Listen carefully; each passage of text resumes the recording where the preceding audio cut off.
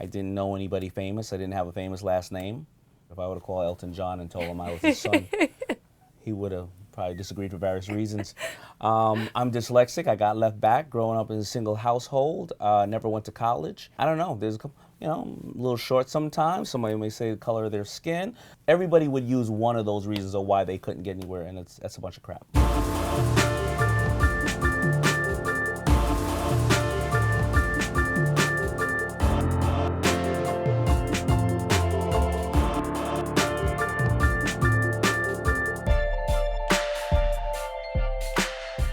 You grew up in Queens, not far from here. Yeah. Not from a wealthy family. What made you want to be an entrepreneur in the first place? Where I grew up in Queens is Hollis, Queens, so that's right in between JFK and LaGuardia. Most of the people in our neighborhood, we only either worked at the airport shoveling bags or worked at the racetrack shoveling horse duty. And my father's from Trinidad and my mother is a hard-working African-American, and they always instilled in me to really work hard. And then my life happened and my parents got divorced and my father left. And I became the man of the house at 10, 11 years old. And I just never wanted to see my mother work that hard. And I always wanted to have my own. I tried to sell crash cars and buy crash cars and put them together and then go and sell them. I thought I liked that. So that wasn't your thing? No, it really wasn't. And I had it all planned out. So if I sell X amount, well, I was 18, I'll be a millionaire by 22. Well, Mike Tyson has an old saying, everybody has a plan until you get punched in the face. So life punched me in the face, and I was working as a waiter in Red Lobster at 22, and I lost all my money. I just didn't have any passion. How'd you find your passion? I was selling hats on the streets of Coliseum Mall, on the streets of Queens, Jamaica, Queens. My passion was the first day that somebody bought a hat from me, and I said, well, why are you buying the hat? They said, it looks cool, and the hat was crappy. And they put the hat on, and they started walking down the block, and it looked like a ski cap, right, with like these two strings on top. And they started walking down the block, and I started seeing the little hat, swinging around. I was like, wow.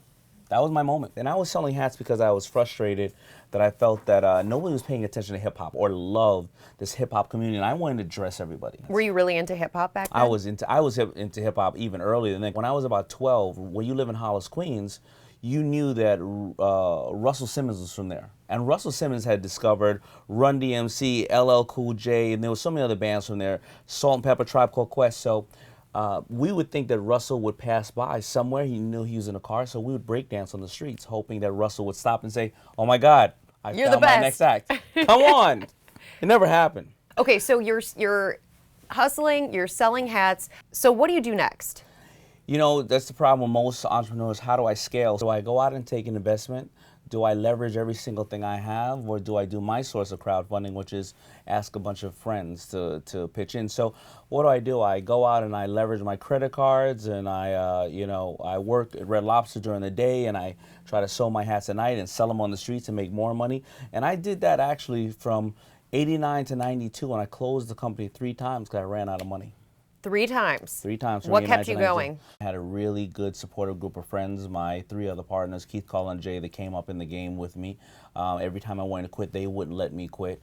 I had 1 or 2 really amazing mentors around me that told me that was part of the process. I was going down to video sets, watching these amazing artists that I had a huge amount of respect for. I was watching them perform. I would have done that for free, right? It's like going today, if somebody loves Bieber, going to a Bieber set, watching them for free. Yeah, and free food.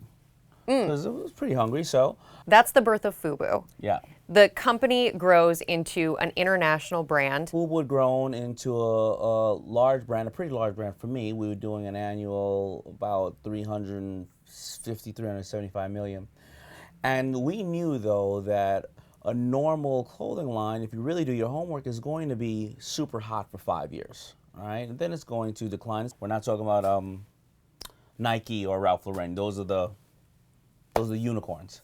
So we had to start going international, and we started to concentrate on a couple of other brands to bring here because we wanted to use our distribution. We failed at all those brands.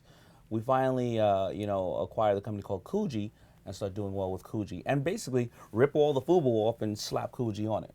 That's what you did. Well, you know what? In a simplistic form, because we used our distribution and we kind of fashion recycles, and we basically used that concept. When was the first time you felt I am successful? I don't know. I'm 47 now. I must have felt that right around 40. 40? Yeah. It took that 40. long. I knew that I had a good amount of money, but I just didn't know. I didn't have financial intelligence, and I was I was spending it the wrong way. And I wasn't on Shark Tank. I was making investments, but they weren't working out as well as I should. And that's why I wrote The Power of Broke, because I made my biggest mistake when I spent $6 million on a brand called Heatherette that we acquired, a really popular brand in New York City. But I didn't activate The Power of Broke. Power of Broke. Yep. What's the #1 lesson you want people to take away from that book? That you don't need money. You do not need money, or you don't need contacts to be successful. What do you need? You need desire. You need to know that you're going to fail more than you're going to succeed. You need to tap into a market and find a following. I didn't know anybody famous. I didn't have a famous last name. I would have called Elton John and told him I was his son.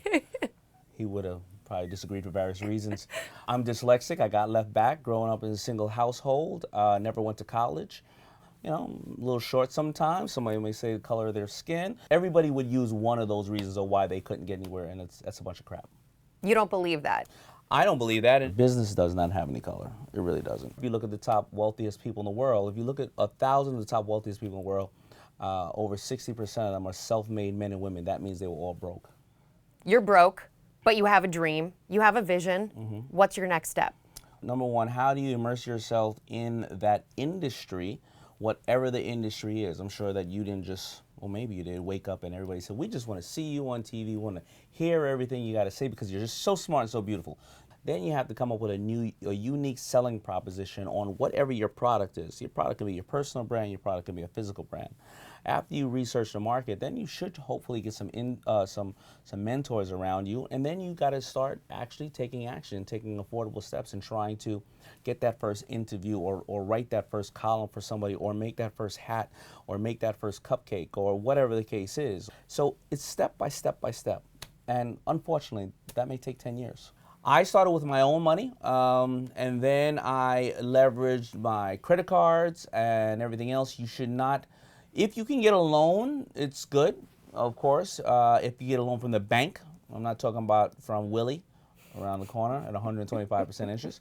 But you should always do it with your own money and or friends' money, friends and family money at first, because, you know, I always tell somebody, if you ask me now, and I'll give you, Daymond John will give you $200,000 for 50% of your business.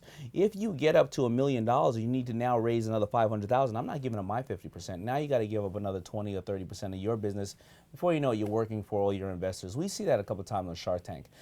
For people who are thinking about quitting a job, how does someone know when the right time to quit and to really put everything into the new business? These are excellent questions. I guess that's why you are who you are.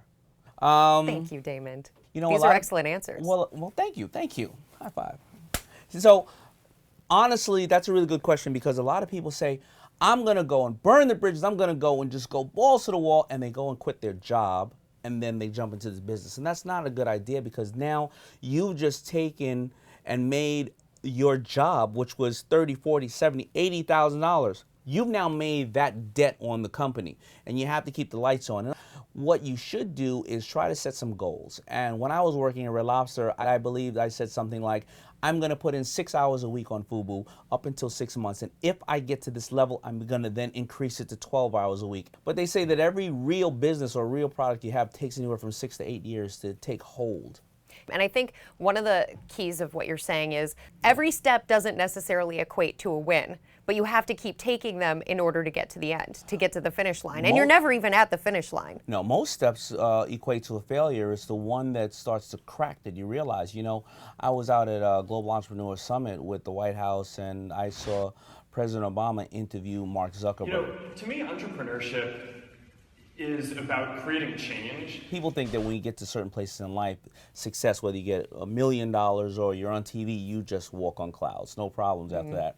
Mark Zuckerberg sat there and said, you know, people all thought that Facebook was just going to be for kids in Ivy League. Then they said, it's not going to work. It's only going to be for kids in college. Then, you know what? We're all moving to a mobile platform. Who's going to look at a Facebook on your computer? So, no, it's not going to work when it moves to a mobile platform. Or, no, it's not going to work internationally. Mark Zuckerberg still hears no. Think about that. He's doing quite well. He still hears no. And you're always going to hear no. Always going to hear no in your career.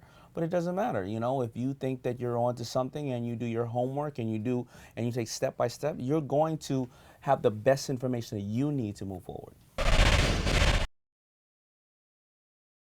What's the first thing that goes through your mind as the entrepreneur walks out on set? So when you see the person first walk up, they have to set the cameras. Now the person's standing there for about a minute, minute and a half.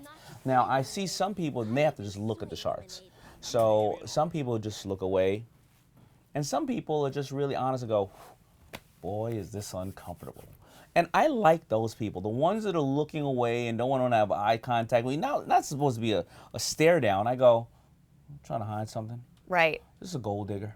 And the show thrives in part because of that honesty, because you guys are really blunt in the way that in real business, because it's your real money. Yeah. How much, is there anything manufactured there, or is it all real? That's all real. That is every single, we don't know not one single thing about the person. We don't get even a piece of paper on them. The shortest pitch I've ever witnessed has been somewhere around 18 minutes. The longest pitch has been 2.5 hours. People only see 8 minutes. What's been your most successful investment? Bombas Socks is really amazing. It's the sock company that has no seams in the front of the socks, and also every unit that's sold, one is given to the homeless shelter, because that's the biggest challenge in the homeless shelters is to care for their feet, and also Bubba's baby back boneless ribs. I think we can get that thing up to 200 million, and then Lori's going to have to eat some ribs. What's the one that got away of all the investments? I've learned that none. I learned that it's really the perfect shark meets the perfect entrepreneur and the perfect product. Because I've seen Lori do things with some products that I thought would never make it to market, because I was jaded. And, you know, she has one little clip that you put your sunglasses in. And Tommy Bahama's been putting holes in shirts. I have been for your sunglasses. So I didn't think this was anything you could sell. She sold $8 million worth of this stuff. That's because she has an audience of people who've been buying reading glasses for 15 years. Mm-hmm. It's the perfect shark at the perfect time with the perfect entrepreneur and the perfect product. That's something that does amaze me about a lot of products, though. You think there's already so many competitors, why would anybody enter that space? And then when they're popular and it goes well, it's always a shock. It is. You know, if somebody was said to me in 2008 during, you know, one of the worst financial times in our history, mm-hmm. that somebody's going to come out and take a blanket and put 2 holes in it and call it a Snuggie and do $350 million, I'd have said, are you crazy? When it comes to getting your money, what's the #1 thing a person can do to attract it? They can show me that they failed a good amount of times in that area, and if they have the discipline and the drive to stay in that area, and they know all the things they shouldn't do now, I'm okay with that. They have to show me they have a proof of concept, meaning they sold 1, 2, 50, 100, whatever it is. We're going to replicate that and do it on a much larger scale. I have to like them. You have to like them. I have to believe that we run by the same ethics. If they are, let's cut throats, or let's when everything's good, we're here. When everything's bad, we don't care about the people around us. That's just not somebody I want to do business with.